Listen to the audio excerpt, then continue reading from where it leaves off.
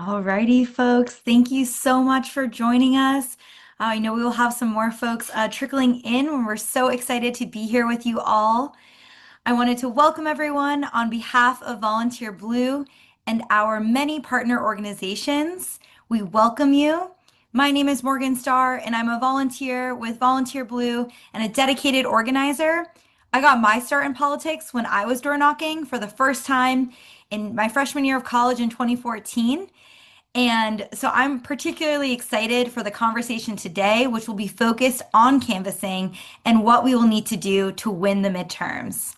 So before I introduce our speakers, I'd like to give a little background on Volunteer Blue. We are an organization that connects volunteers with 40 plus grassroots organizations and groups working to flip Congress in 2026. I'd also like to thank our partners for this specific presentation, All In for North Carolina and MA Flip PA. So without further ado, it is now my pleasure to introduce our speakers, Elizabeth Chur and Carol Blaney. Elizabeth Chur's book, The Joy of Talking Politics with Strangers, is packed with uplifting stories and practical tips for anyone who wants to help save democracy, even if the idea of knocking on a stranger's door feels daunting. Her workshops have helped more than 4,000 volunteers to communicate more effectively with voters. And Carol Blaney. Carol is a longtime environmental activist who has spent many hours phone banking and door knocking to encourage people to vote. A volunteer with several organizations, she finds talking directly with voters the most rewarding political work she's ever done. Elizabeth and Carol, we're so excited to be with you. The floor is yours. Wow, thank you so much, Morgan, for that very kind introduction. We are so thrilled to be here today with all of you to talk about why connecting with voters in person is so important and to share tips for having effective, satisfying, and hopefully even enjoyable conversations with our fellow Americans. We are so glad you're here. Exploring how to talk with voters directly, it can take real courage, and we're delighted that you've come to learn and share. So how many of you have never canvassed before? If you could raise your virtual hand or your physical hand or even put your hand in the chat. So, yay, a special welcome to you. We're just delighted that you've shown up to be with us today. And how many of you have canvassed before? I'm trusting that your hands are going, a few of your hands are going up now as well. Thank you so much for what you've done so far. And we hope that all of you find as much joy in doing this work as we have. And before we dive in to that, we'd like to address the elephant in the room. So for many of us, the idea of knocking on a stranger's door to talk about politics brings up some anxiety. And so I know it did for me at first. And so if you'd be willing to put in the chat, what, if anything, makes you a little nervous about canvassing? Is there anything?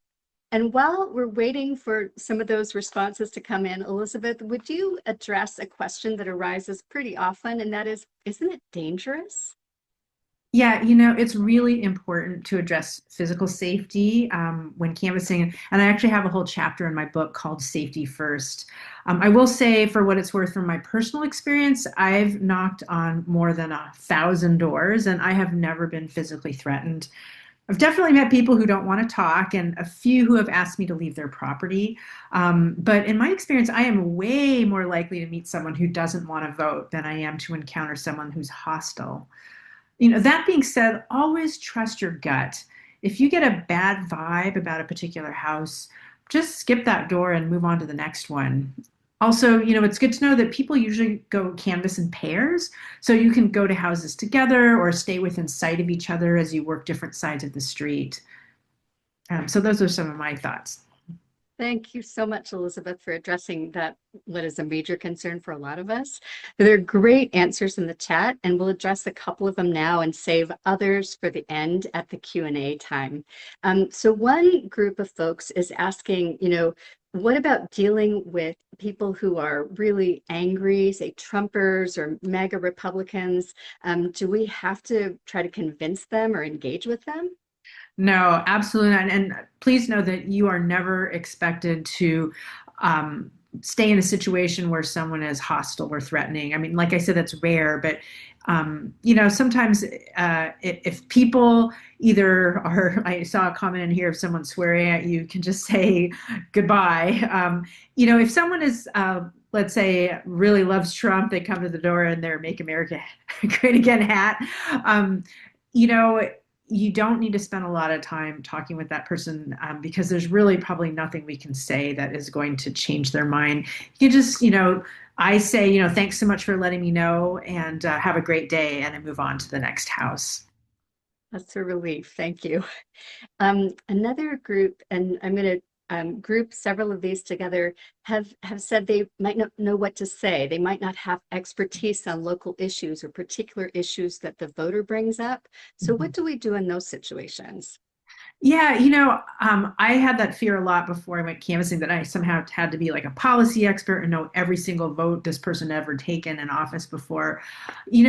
One of I think the most important things we can do is to listen, and that is way more important than having all of the facts and figures at your fingertips. And actually, people, I think, respond better when I try to frame this as I'm curious about what's important to them rather than just spewing facts and statistics at them. So if you can just try to come with an attitude that's friendly and respectful, and you're interested in listening to their concerns. And also it's totally fine to say, you know what, that is a great question. I don't know the answer. I'm a volunteer. But here is a copy of their flyer. Here's the candidate's website. And if you're comfortable, you might even ask for the voter's phone number and text them with a brief follow-up if you happen to get more information about a specific question, but that's definitely not expected. So anyway, fear not, you are not expected to be an expert. Thank you, Elizabeth, for addressing some of the main fears. And as mentioned, if any of you didn't get specific fears addressed right now, bring them to the Q&A at the end. And given all that, given the anxiety or concerns we have, why is it important to drum up the courage to canvass anyway? Yeah, well, so research suggests that two-way conversations, especially in person, are the most effective way to engage with voters. I've seen various surveys that range from maybe it can boost voter turnout by 3 to 7%. And, we all know that in close elections, that can make all the difference. So this work that we are doing, especially in person, can decide the outcome of an election. And I will say with canvassing, it is really impactful because we get to make eye contact, we get to smile, look them in the eye, develop rapport through our facial expressions and our body language. These two-way exchanges also allow us to have deeper, more meaningful conversations. Voters get to talk about their most important issues, and we get to listen and to offer information about our candidates' priorities and accomplishments. Many races in swing states and districts are decided by razor-thin margins, as you all know. In 2024, I volunteered for Adam Gray, the Democratic congressional candidate in California's Central Valley, and he ended up winning by just 187 votes. Just think of that. Out of over 200,000 votes cast, 187. We have almost that many people on this call today. So every conversation we have with voters at their doors could decide the outcome not only of these close races, but also which party wins control of the House of Representatives and the U.S. Senate this November. I was canvassing recently for the California primaries when I met a voter named Beatrice. She had never heard of my candidate, but when I talked about how he was fighting to protect Medicaid, she said she would vote for him. She had trouble walking and she didn't have a car, so I offered her a ride to the polls. And Beatrice also asked for 5 extra flyers about my candidate to share with her extended family members. And all of that happened thanks to the magic of canvassing. And it was a total thrill to help her cast her vote and to see her spread the word. I'm just wondering if any of you in the audience have already canvassed before. We'd love to have you put in the chat what you get out of canvassing. Elizabeth, thank you for that story. And I really love canvassing. And one of the experiences I had exemplifies that. I recently knocked on the door of a young man who turned out to be a really strong Democrat. And we connected almost immediately on our concern for the environment. I'm a retired Park Service ranger, and he's an environmental consultant. And he's spent his career working as a consultant while in the construction industry. So he's developed the skill to talk with people across the political spectrum. He's also bilingual in Spanish, and he is connected to the community. And by the end of our conversation, he gave us the idea that yes, he was going to vote. And also he was willing to canvass with us. It was really exciting. So I'm going to look in the chat here. And you have shared some brilliant ideas and experiences canvassing. Looks like you found some joy too. Thank you. And please keep sharing. So now I'd like to give you a peek behind the curtain about some of the approaches that Carol and I find helpful when talking with voters. There are 3 magic phrases that help with almost any conversation. The first magic phrase is, if you could change 2 or 3 things about the country, what would they be? This question opens up the conversation and helps me to identify the voters' top priorities and whether there are any areas of alignment with my candidate. It also shares that I value their thoughts and opinions. The second magic phrase is, wow, that sounds really fill in the blank. That sounds really hard. That sounds really sad. Sometimes people talk about challenging things in their lives, losing their job, struggling to pay bills, dealing with health problems. They're not asking me to solve their problems or to tell them that everything will be okay. Instead, by taking a moment to gently acknowledge what they've shared with me, I signal that I heard what they said. This phrase helps me to demonstrate compassion for their situation. The third magic phrase is, tell me more about that. This works in almost any situation. It's a non-judgmental invitation to go deeper and encourages them to keep talking so I can find out more about what's important to them. These 3 magic phrases can help move a conversation from transactional to relational. They help me make a connection and to earn a voter's trust.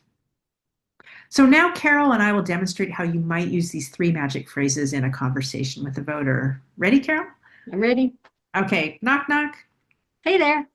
Oh, hi, my name is Elizabeth Chur, and I'm a volunteer with Randy Villegas, who's running for Congress. We're just talking with folks in the neighborhood today about if you could change 2 or 3 things about the country to make it better, what would they be? I only have a couple minutes to talk. I'm getting ready to take my mom to an appointment. Oh, sure. Well, I'll make this really quick, but I'd love to hear what you would change to make things better for your family, the community. I would say that my top issue is air quality. Oh, wow. Tell me more about that. Yeah, it might seem surprising, but the appointment I'm taking my mom to is a doctor's appointment for her asthma. And I've got nieces and nephews who have really bad asthma and several neighbors too. It's really rough. Oh, wow. That sounds really hard. It is really hard. I just worry about them all the time because basically you can see the air you breathe. It's so brown. I know. I can really feel it in my lungs today. So I can only imagine if I had asthma on top of that, how difficult that would be. I know you're in a hurry today, but I just wanted to say, this is part of the reason that Randy Villegas is running for Congress. He really wants to make life better for folks like you and your family that have health issues. He wants to hold polluters accountable, and he's decided not to take any corporate donations. The other candidate has taken thousands of dollars from companies that do pollute the atmosphere. And the other thing is that he's fighting to protect Medicaid because it is so important for folks, to like your mom, to be able to have their inhaler, and to be able to get medical care. And he just thinks it's terrible that the current representative in Congress has voted to take away money from Medicaid, to be able to, Really? yeah, and the crazy thing is that money was um, taken away in order to give more funding to ICE, and to give tax breaks to rich people, which I just think is really wrong. So that's part of the reason I'm out here volunteering my time Oof. to talk with Yeah. folks. Yeah. Oh, well, thank you for taking the time. Yeah, I'm just wondering what you think about that. Well, he sounds pretty good, but like I said, I got to go. I Sure. didn't mean to cut you off, but I really Oh, do have to no. go. Well, Yeah. thanks for taking the time to talk to me. And may I offer you this flyer? And maybe when you have a little more time, there's a QR code with his website on there. You can learn a little bit more about what he stands for, why he's running. Yeah, that sounds good. I like to do my own research. Of course, of course. Well, thanks so much for taking the time to talk with me. And I really hope that your doctor's appointment with your mom goes as well as possible. Thank you. All right. Thanks so much. All right. Well, this is actually similar to many conversations I've had at the door, especially if the voter's in a hurry. And you can see just even in a few minutes, it's often possible to make a connection and to share information that addresses specifically what's most important to each voter. So to wrap up, we hope that you've gotten a taste for how canvassing works, why it's so important, and how it can be deeply satisfying and maybe even fun. The more you do it, the more you build your skills, which is why now is the perfect time to give it a try. So, we'd like to leave you with a glimpse of what real life canvassing can accomplish. We're going to share a short video of a first time voter named Jesus, who I met a few weeks ago. He just had turned 18. He wasn't yet registered to vote, but I told him how he could do that on election day and go cast his ballot for the very first time. So, here's a little bit of our conversation. And I'll be voting for Randy Villegas. And these are some cool facts about him. Yeah. So go on and vote for Randy Villegas. Yeah. Can you tell me, this is your first election, right? Yes, ma'am. If somebody your age said, "Yeah, I'm not going to vote. It's not important," what would you tell them? Tell them like, why wouldn't you vote? Your vote matters. Your voice matters. And yeah, come on, guys, let's vote. If you were president of the country, what 2 or 3 things would you change to make things better? 3 things I would change about to make it better would be the economy, lower down food prices and gas prices, and mostly about like look into the ICE rates. Like, why are we taking down people, hardworking people that are trying to just feed their family and bring money to the table? How do you feel about voting for the first time? It feels like honestly amazing. Like getting to vote, becoming an adult, people actually like get to hear your voice. It's just like, let's go and vote for Randy Villegas. Well, so if I hadn't been at his house to talk with Jesus's family members, probably nobody would have reached him because he wasn't yet on the rolls. He wasn't registered to vote yet. So this is part of one of the many examples of what's possible when we get out there and knock doors. And there are so many voters out there like Jesus who just need us to knock on their door to take the next step towards voting. These conversations can make the difference between winning or losing Congress and our democracy this fall. So now I'd like you to please raise your physical hand or your virtual hand, if that's easier, to commit to either canvassing or taking a canvassing training sometime within the next month. Can you just raise your hand for me? Wow, look at that. Wow, I'm seeing a lot of hands. Woohoo! Yeah, this is amazing. And now, if I can ask you to raise your other hand, so 2 hands in the air, if you're willing to invite a friend to join you in canvassing or getting trained in the next month. Anybody willing to bring along a friend? It's twice as much fun. All right, great. Well, thank you so much. You have already doubled your impact by committing to bring somebody with you. And just, I invite you to look around on this Zoom at all the other people on this call who are willing to talk with voters. And if each of you moves the needle with 1 or 2 voters per canvas, and then everyone else with their hand raised does the same, we could be part of a big blue wave this fall. We're dropping links in the chat right now to get you started. And if you want to deepen your skills, I'll be teaching an online workshop 2 weeks from today on Wednesday, July 8th. It will focus on turning "I don't vote" into the start rather than the end of a conversation. We're also sharing a link for trainings led by Swing Left about their Ground Truth program, which allows you to have in-depth conversations with voters. And you can also sign up to participate in Swing Left's Ground Truth canvassing events all across the country. And for more resources and recordings of my previous trainings, you can visit my website at elizabethchur.com. So we'll have a few minutes for questions and answers, so please put your questions in the chat. And now I'm going to turn the mic back over to Morgan, who has some very important information to share with you. Yes, thank you so much, Elizabeth and Carol. It was so great to hear your stories about canvassing and read so many incredible stories in the chat. We can take some questions now. So, as Elizabeth mentioned, please put those in the chat and we're going to do our best to answer them and consolidate similar questions. One to start off with that we saw in the chat was, what do you say to voters who are only concerned with one issue? Maybe that's the stock market or grocery prices, and how do you navigate that if they're really narrowly focused on an issue? I would say run with it. I like to ask them, well, tell me more about that. I mean, I got to tell you from my recent canvassing, the economy was the number one issue, gas prices. I mean, it's a huge thing for people who are working to put food on the table. I talked with one voter who was a registered Republican, and he was a trucker, and I don't know anything about trucking. So this was a great opportunity. He wasn't really chatty, but I asked him to tell me more about his work, and he spends $6,000 a month on gas, and that just blew my mind.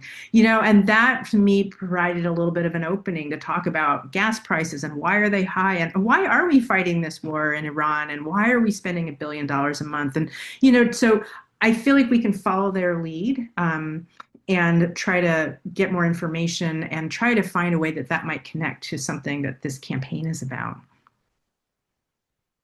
Yeah, absolutely. That's a great answer. Thanks for sharing that. And when you go to a door and you have multiple candidates you are campaigning for, how do you talk about all of those candidates? Carol, do you want to answer that? I'm happy to do that too. I'd love to have you go for it, Elizabeth. Okay.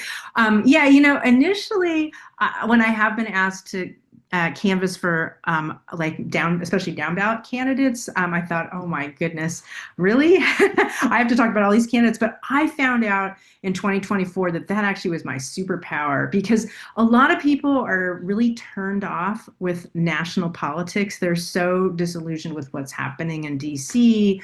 But, and so maybe they're not even going to vote at all. But I was actually canvassing for a community college board of trustees candidate.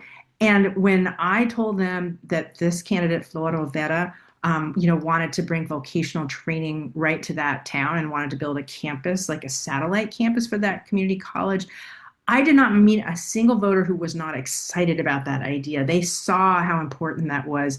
And, a lot of times these local issues like the pothole in front of their street or what's going on in their school board, their kids' school. These are things that really affect people close to home as well. So I actually found that was my secret superpower, that sometimes it could allow me a way in when, thinking about Congress was just off people's radar. And then if someone got excited about the down ballot candidate, I would say, thank you so much for your support. I mean, I've met Flora. She's amazing. She's brilliant. But no one person can do all of this, like build a whole new campus by themselves. Like, she needs partners at the state and federal level. So, if you think Florida's ideas are good, would you also vote for Democrats at the state assembly level and for Congress? And that was a way to kind of go up that ladder from the place where they were able to get excited and kind of build upon that. It's great. Thank you. And what have you said to voters who say, I don't like Trump, but I'm not voting for the Democrats? One of the ways I start with that is I listen to them about I ask what they don't like about Trump and what concerns them about him, and then go on to ask them about where their opinions about Democrats came from, or what they're thinking, what their concerns are. And often in the course of that conversation, I get to hear both sides of the issue, and I can look for openings, look for doors to enter, where if they've got real issues with Trump's integrity, for example, as so many people are expressing now, or about the war that he started, any of those things, then I can contrast those with how the Democrats behave and what their policies deal with. Yeah. Yeah, Would you thanks for like to that. add anything to that, Elizabeth? No, I think that's great. Rather than trying to just skip over their concerns. I think I like to get into them, but to not hang out there too long. And partly why I like this question about, well, let's just set aside, politicians for a minute. But if you were in charge, what would you change? And this sort of centers them at that in the middle of that conversation. And I think that can often help to bring some glimmer of what they want to be different. And to me, that is the heart of how we get people to engage, is that, if we can find out what they care about and then connect them to something that's at stake in this election, that can really kind of be the bridge to then helping them maybe consider voting as one way to get us a little bit closer to that vision. Definitely. Yeah. And thanks everyone for these wonderful questions. We're doing our best to get to as many as possible. So, in terms of the script, there was a question about how that sort of feels limiting and we're not able to bring our own voice to it. So, how do you manage that? And then, if you are going in pairs, how do you advise like reading that script with the other person, or who does the knocking? If you could sort of walk us through that. And so I can answer the question about the script. I feel like the script is a great guideline, but I definitely don't read it word for word because then it doesn't flow like a conversation. I take key questions that need to be asked, and then really aim to listen to the voter. I feel like that's the key thing that allows the conversation to happen, is really deep listening, not a focus on what I'm supposed to say.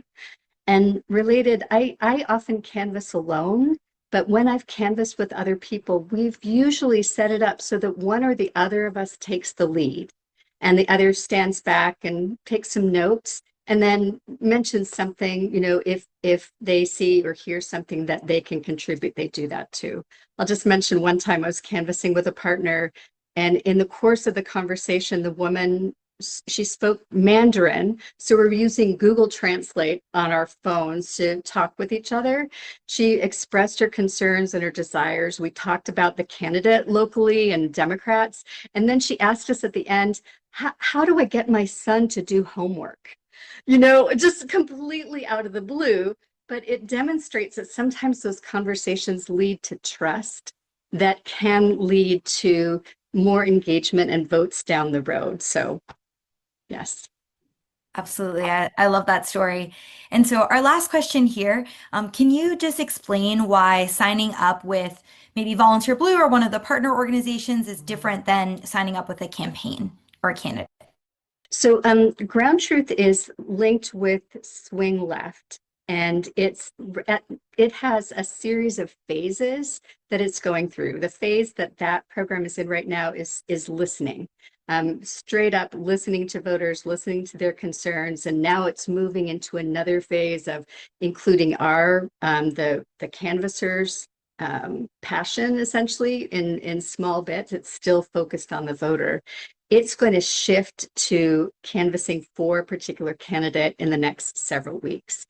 If you go canvassing for a specific candidate, that's the primary focus. Sometimes up or down ballot from there, but that's the primary focus. And so at this point, they're somewhat different, Swing Left and candidate, but over time, they're going to converge, if that makes sense. Elizabeth, did you want to add anything to that? No, I think that's great.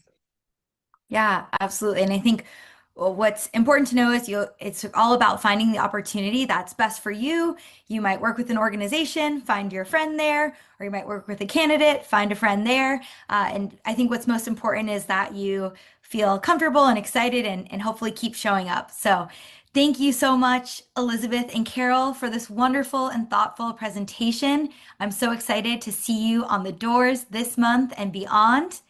And now, as all good organizers do, it is time for us to ask you how you can step up to help us win. Are you ready to keep up this engagement and energy?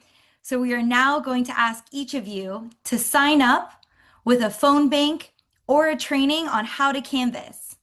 So can we count on you to sign up right now and talk to voters? We'll play a great song while you sign up, And we are dropping links in the chat with many different opportunities so you can find out about all the different ways to get involved.